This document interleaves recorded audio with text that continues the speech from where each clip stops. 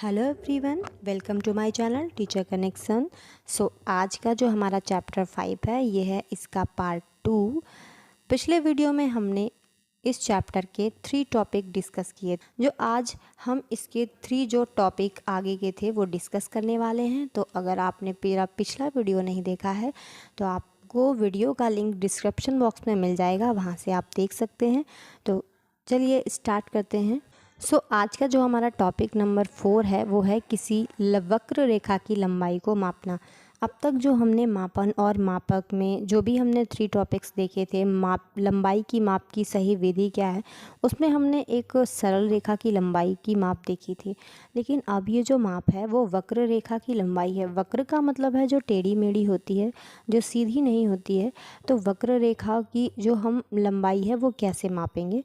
अनीस और उसके माता पिता ने घर में उत्सव के अवसर पर सजावट के लिए कुछ विद्युत बल्बों की लड़ी लगाई और उन्होंने लड़ी की आवश्यक लंबाई का मापन कैसे किया होगा। वक्र रेखा की स्थिति में लचीले मापन फीते धागे का उपयोग कर सकते हैं और उससे हम मापन करते हैं। तो वक्र रेखा के लिए हम क्या करते हैं, लचीले मापन का यूज़ करते हैं। इसके बाद धागे को सीधा किया जा सकता है और मीटर पैमाने का उपयोग करके उसकी लंबाई को मापा जा सकता है। तो इस तरीके से ये वक्र में बल्बों की जो लड़ियाँ थी वो सजी हुई थी। इस तरीके से हम एक पैमाना ले सकते हैं और लचीला पैमाना लेकर इसको मापेंगे। फिर मापन जो और मापक होते हैं हमारे, उनसे हम इसकी लंबाई को माप सकते हैं। हम वक्र रेखा की स्थिति को कैसे मापेंगे। लचीले मापन का एक फीता लेंगे या धागा लेंगे और उसका उपयोग करके हम मापन कर सकते हैं। इसके बाद धागे को हम क्या करेंगे, सीधा कर लेंगे और उस मीटर के पैमाने का, जो कि हमने अपने पिछले वीडियो में पढ़ा है, जो हमारा मीटर का पैमाना था, उससे हम उस धागे की लंबाई को माप लेंगे और हमें हमारा जो लंबाई का मापन है, वक्र रेखा कितनी लंबी है, इसका निर्धारण हो जाएगा।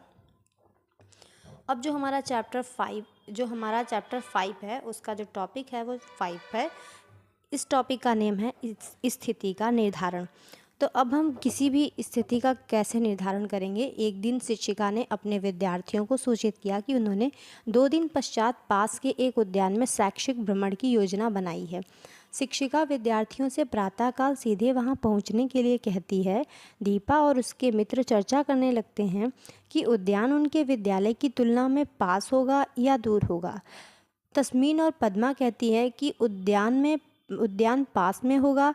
दीपा और अनीस को लगता है कि नहीं, विद्यालय पास में होगा। हरदीप सोचता है कि दोनों लगभग बराबर दूरी पर है। तो यहाँ पर इस टॉपिक का नाम है कि वस्तु का निर्धारण कैसे हो। बस स्टैंड और विद्यालय, दीपा का घर, अनीस का घर, हरदीप का घर, तस्नीम का घर, पद्मा का घर और ये रहा उद्यान। दीपा एवं उसके मित्रों के घरों, बस स्टैंड, विद्यालय और उस उद्यान की जो स्थिति है वो कुछ इस तरह है। विद्यालय और उद्यान की दूरी का अनुमान अपने अपने घरों से कर रहे हैं। सारे बच्चे क्या कर रहे हैं कि विद्यालय और घर और उद्यान की जो दूरी का अनुमान है वो अपने अपने घरों के हिसाब से कर रहे हैं। इसके विपरीत यदि उन्होंने एक ही वस्तु या स्थान जैसे कि बस स्टैंड से दूरी के बारे में सोचा तो उनका प्रेक्षण समान होता है। किसी वस्तु की दूरी का निर्धारण किसी नियत वस्तु या बिंदु के सापेक्ष किया जाता है और इस बिंदु को संदर्भ बिंदु कहते हैं। हम किसी भी वस्तु की दूरी का जो निर्धारण है वो किसी नियत वस्तु बिंदु के सापेक्ष करते हैं, या तो किसी नियत वस्तु के सापेक्ष करते हैं या किसी बिंदु के सापेक्ष करते हैं और इस बिंदु को हम संदर्भ बिंदु कहते हैं। कुछ दिन पश्चात हरदीप उत्साहपूर्वक अपने मित्रों से कहता है, आओ हम सभी खेल के मैदान में चलते हैं।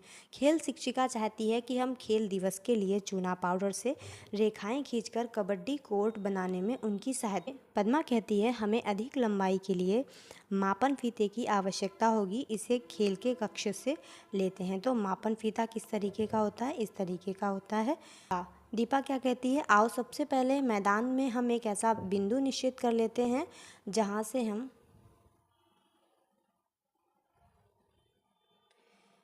सबसे पहले मैदान से हम एक ऐसा बिंदु निश्चित कर लेते हैं जहां से हम रेखाएं खींचने के लिए दूरी मापेंगे। इस बिंदु को हम अपना संदर्भ बिंदु मानेंगे। तो अभी हमने आपको बताया किसी वस्तु की स्थिति का निर्धारण करने के लिए हमें एक बिंदु की आवश्यकता होगी, तो इन्होंने एक संदर्भ बिंदु को ले लिया।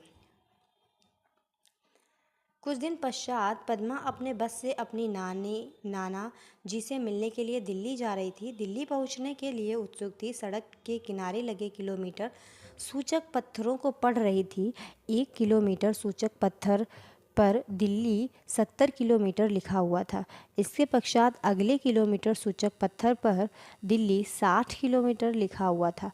प्रत्येक क्रमागत किलोमीटर सूचक पत्थर इंगित कर रहा था कि वह अपने नाना जी के घर निकट पहुंच रही है। और फिर क्या होता है, ये किलोमीटर सूचक पत्थर दिल्ली से उसकी दूरी इंगित कर रहे थे। अतः इस परिस्थिति में दिल्ली क्या हुआ, संदर्भ बिंदु हुआ। तो ये जो हमारा दिल्ली है ये संदर्भ बिंदु हुआ और ये उसके नाना और नानी के घर तक की जो दूरी थी, दिल्ली को संदर्भ बिंदु मानकर विभिन्न किलोमीटर सूचक पत्थरों की स्थितियाँ कुछ इस प्रकार थी। यदि हम किलोमीटर सूचक पत्थर 70 किलोमीटर दर्शाता है कि पद्मा की स्थिति दिल्ली से 70 किलोमीटर दूरी पर है। और जब किलोमीटर सूचक पत्थर पर दिल्ली 60 किलोमीटर लिखा होता है तो पद्मा की स्थिति दिल्ली से 60 किलोमीटर दूरी पर स्थित है। इसका यह तात्पर्य है कि संदर्भ बिंदु के सापेक्ष पद्मा की स्थिति समय के साथ परिवर्तित हो रही है। यदि किसी वस्तु की स्थिति एक संदर्भ बिंदु के सापेक्ष कब परिवर्तित होती है, यह तब परिवर्तित होती है जब वस्तु गतिशील होती है। फिर से क्वेश्चन, अब यहाँ पर इन्होंने पूछा है कि क्या वस्तु गतिशील होती है तब हमारी स्थिति में परिवर्तन होता है। तो यहाँ से ही हमारा नेक्स्ट टॉपिक स्टार्ट हो जाता है, गतिशील वस्तुएं। अब हम गति के बारे में पढ़ेंगे।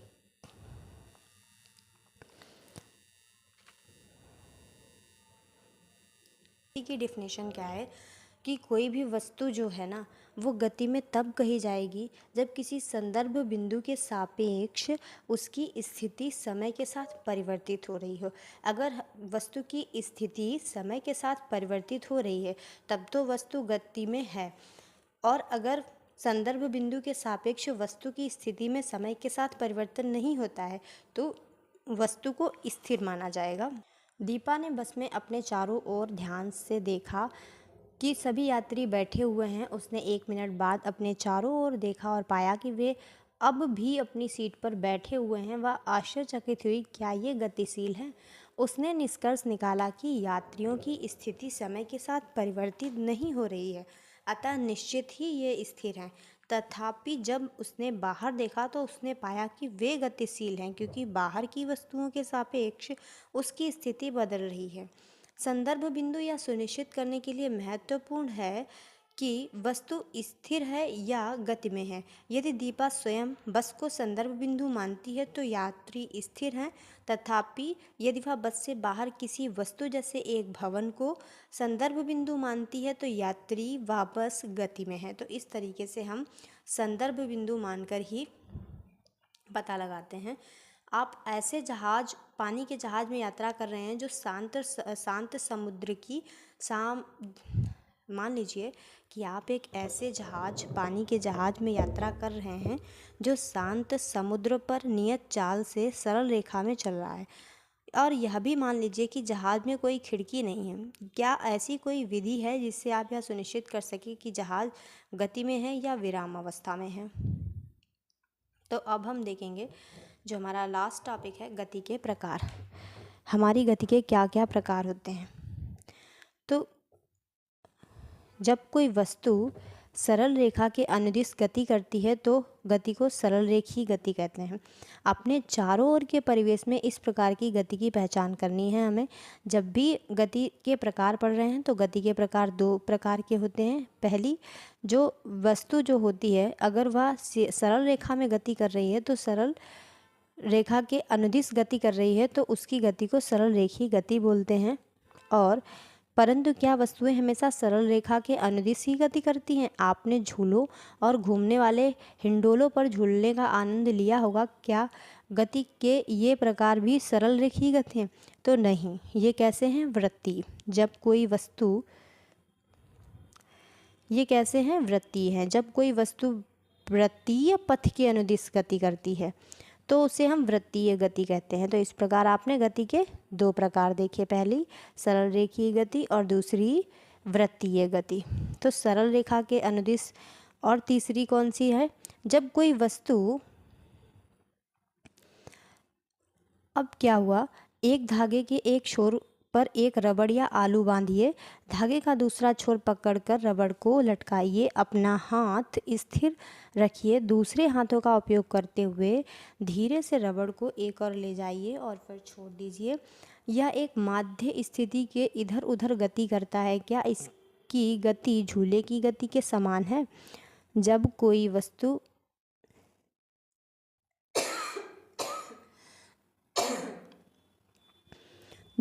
वस्तु किसी नियत स्थिति के इधर उधर गति करती है तो उसकी गति कैसी होती है? दोलनी। तो अब तक हमने गति के कितने प्रकार देखे हैं? तो अब तक हमने गति के 3 प्रकार देखे हैं, पहली सरल रेखीय गति, दूसरी वृत्तीय गति और तीसरी दोलनीय गति।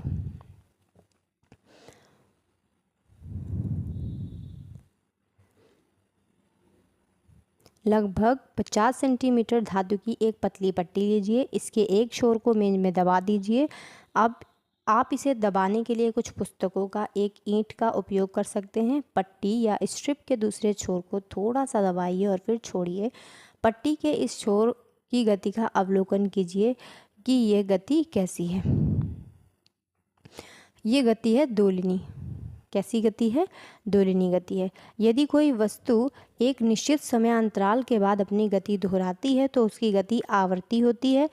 यदि कोई वस्तु वृत्तीय गति में होती है तब वह बार बार वृत्तीय पथ के अनुदिश गति करती है, और दोलन गति करती हुई वस्तु भी इधर उधर गति करते हुए अपनी गति को दोहराती है। वृत्तीय गति एवं दोलन गति दोनों ही प्रकृति में आवर्ती गति हैं। तो आवर्ती का मतलब होता है जो एक ही चीज़ को बार बार दोहराए। तो इस तरीके से हमने इस चैप्टर को देखा है, और अब हम इस चैप्टर की जो समरी है उसको पढ़ते हैं।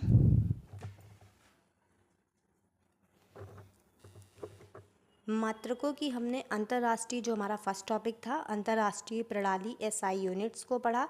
देशों द्वारा मापन के मानक मात्रकों के रूप में स्वीकार किया गया है। इसकी लंबाई SI का मात्रक मीटर m होता है। 1 किलोमीटर में हमने देखा था 1000 मीटर होते हैं। 1 मीटर में हमने 100 सेंटीमीटर देखे थे और 1 सेंटीमीटर में हमने 10 मिलीमीटर देखे थे। जब दूरी किसी निश्चित वस्तु या बिंदु के सापेक्ष बताई जाती है, इस बिंदु को हम क्या कहते हैं? संदर्भ बिंदु कहते हैं। एक वस्तु को गतिमान अवस्था में तब कहा जाता है जब उसकी स्थिति किसी संदर्भ बिंदु के सापेक्ष समय से परिवर्तित होती है। जब कोई वस्तु सरल रेखा के अनुदिश गति करती है तो उसको हम सरल रेखीय गति कहते हैं। जब कोई वस्तु वृत्तीय पथ के अनुदिश गति करती है तो हम उसको वृत्तीय गति कहते हैं। जब कोई वस्तु किसी नियत स्थिति के इधर उधर गति करती है तब उसकी गति को हम दोलनी गति कहते हैं। तो इस तरीके से आपने जो 3 गति के प्रकार थे वो भी देखे और मापन और मात्रक भी देखा। तो अब एक बार हम गति को फिर से रिवाइज कर लेते हैं।